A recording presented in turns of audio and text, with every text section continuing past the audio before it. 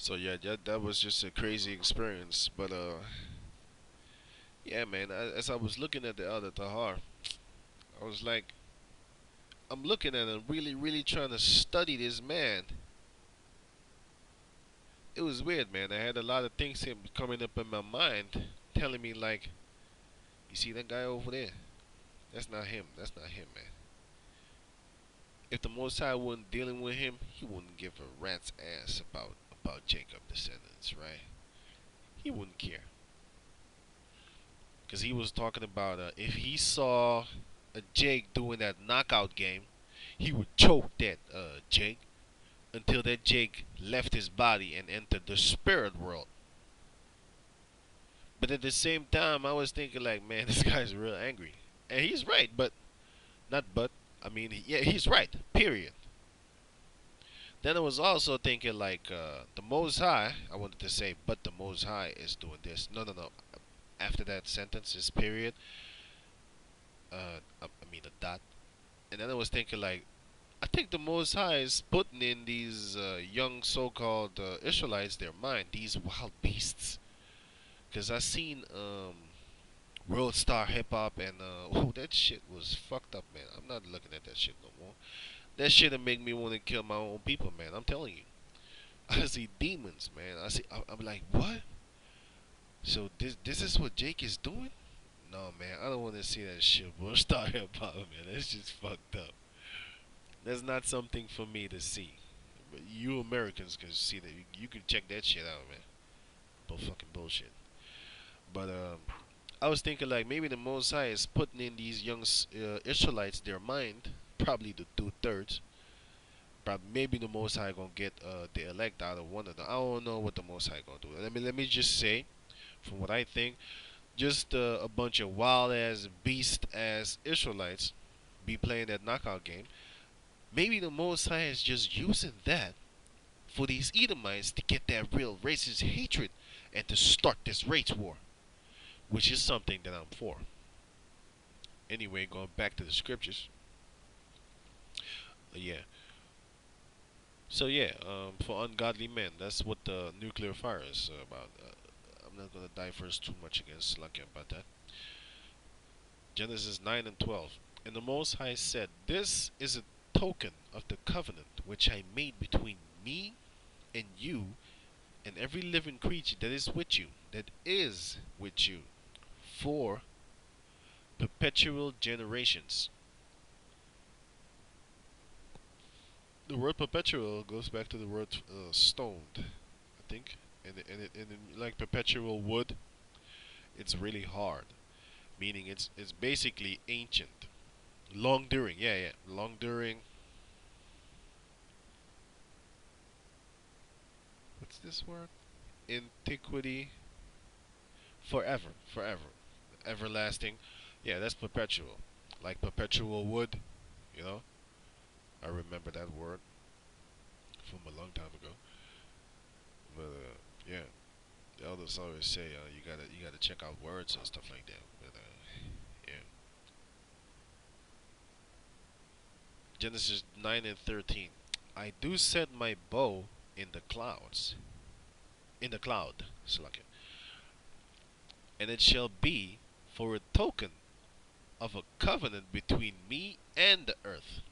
Now that bow is talking about this or this. Right? Shall not look upon. Oh, okay. Um, this is the bow, right? This is the bow, the rainbow.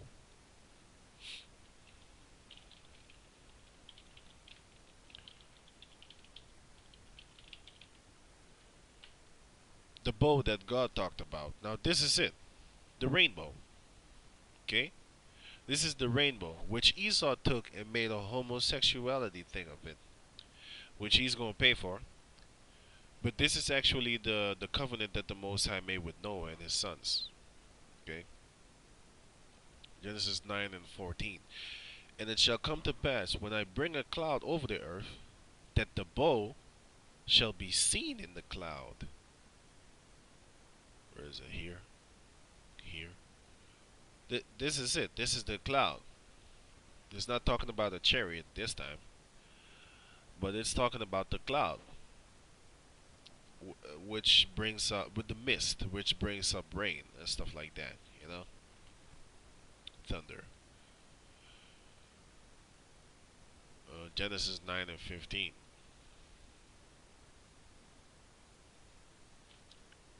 And I will remember my covenant, which is between me and you and every living creature of all flesh, and the waters. And the waters shall no more become a flood to destroy all flesh. So there goes them idiots trying to build that Tower of Babylon. Idiots, they don't even know. Verse 16. And the bow, which is the rainbow, shall be in the cloud, and I will look upon it, that I may remember the everlasting covenant between the Most High, between God, and every living creature of all flesh that is upon the earth. And he said, and I will look upon it that I may remember the everlasting covenant, as if he's gonna be able to forget. He didn't smoke weed when he was young, so he ain't forgetting. Verse 19 and 17. And the Most High said unto Noah, This is the token of the covenant which I have established between me and all flesh that is upon the earth.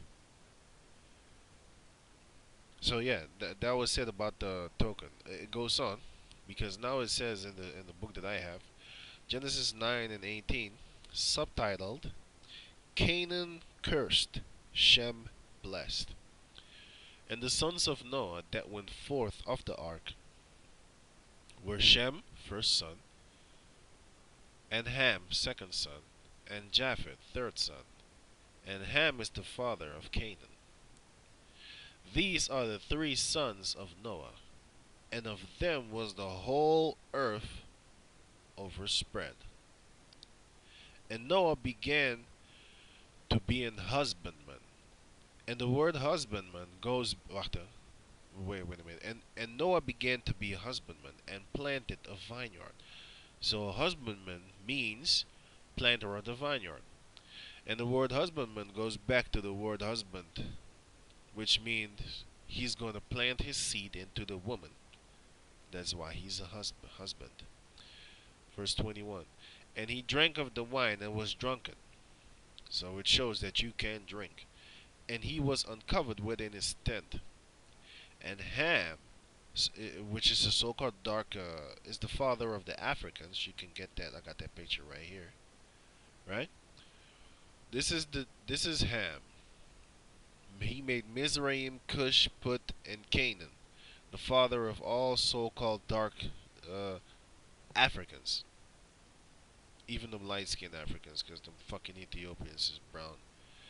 Not that Ham is black. They're just a darker shade of brown.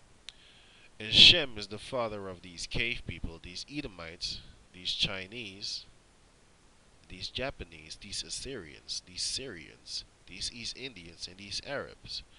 Namely Arabs, Ishmael, Elam, Aram, Ashur, Ammon, Moab, and Edom. And Japheth is the people of Gomer, Magog, Ashkenaz, Mekesh and Tubal, Tarshish, and Kemet, Cyprus. Are these, Hawaiian, Samoan, not Seminole Indians, but Samoans, and, those type of people. Those people that used to live in Pompeii, I think. I think it was Pompeii. If I'm wrong, please you can correct me on that. But I think it was Pompeii. Okay. Slakia. Yeah. And Ham, the father of Canaan, saw the nakedness of his father, and told his two brethren without. And Shem and he was making jokes and stuff. And Shem and Japheth took a garment and laid it upon both their shoulders and went backwards and covered the nakedness of their father, and their faces were backward, and they saw not the nakedness of their father, which goes back into the scriptures of the book of Leviticus, chapter 18, verse 7. The nakedness of thy father or nakedness of thy mother shall thou not uncover. She is thy mother, thou shalt not uncover her nakedness. Meaning you're not supposed to have sex with your mother. You're not supposed to have sex with your father. That's some incest bullshit. It goes, you know what I'm saying? Also, you're not supposed to see them naked. When you see them naked, just close your eyes, man. Just turn your head. Tell your mother like, Mom, what you doing? Put some clothes on, or Father, what you doing? Dad, what you doing? Could you swing? Could you swing around without the bath robe and stuff like that? Leviticus 18 and 8. The nakedness of thy father's wife shall thou not uncover. It is thy father's nakedness. See, it doesn't say it doesn't say that you're seeing your father's you know uncovered private parts. See, the nakedness of you're not supposed to sleep with your father's wife also, which is not your mother, which shows you that a man is um, allowed to have multiple wives. You know what I'm saying that's one of the proofs. Okay, and yeah, yep, and Noah awoke and from his wine and knew what his younger son had done unto him. You know what I'm saying? And he said, Cursed be Canaan, a servant of servants shall he be unto his brethren. And he said, Blessed be the Lord God of Shem. Because it was probably Shem's idea to cover his father, and he took Japheth with him. Blessed be the Lord God of Shem, and Canaan shall be his servant. That's why when it was time in the land of Canaan, before it was named the land of Israel, we slaughtered those Canaanites because of the things that they have done. And those Canaanites were the first homosexuals on the planet Earth. Check this out.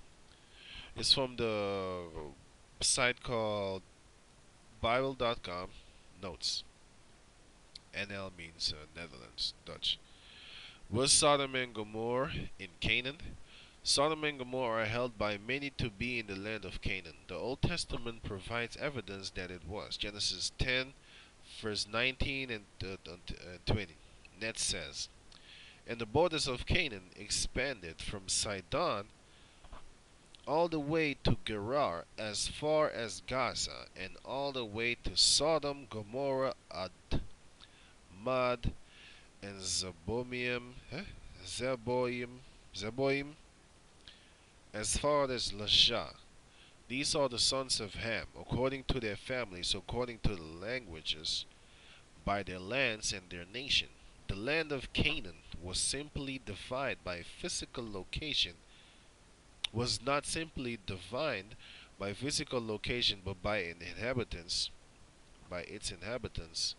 Hence, verse 20, which indicate that these are the sons of Ham.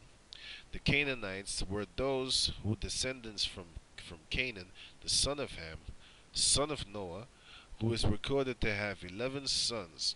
Genesis 10 and 15 to 18 provides a description of all those who descended from Canaan, which include the Jebusites, Amorites, Girgashites, Hivites, Arkites, Arkites,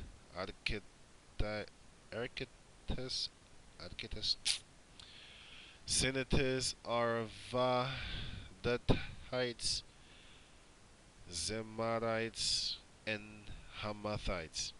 Thus, all the groups in Exodus 3 and 17 are technically Canaanites, even though Canaan are separately